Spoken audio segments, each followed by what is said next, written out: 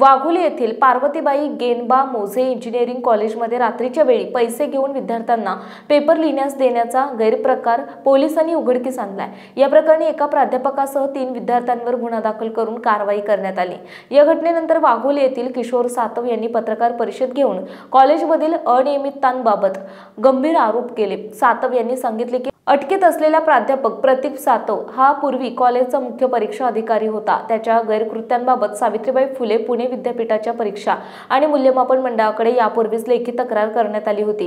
परीक्षा विभागाचे संचालक महेश काकडे यांनी नवीन परीक्षा अधिकारी नेमण्याचे आश्वासन दिले होते, परंतु त्याची अंमलबजावणी न झाल्याने गैरप्रकार सुरूच राहिले। सातव यांनी विद्यापीठाने नेमलेल्या तपास समितीच्या कार्यक्षमतेवर शंका व्यक्त केली, कारण यापूर्वीही अशी समिती नेमली गेली होती, परंतु कारवाई झाली नाही।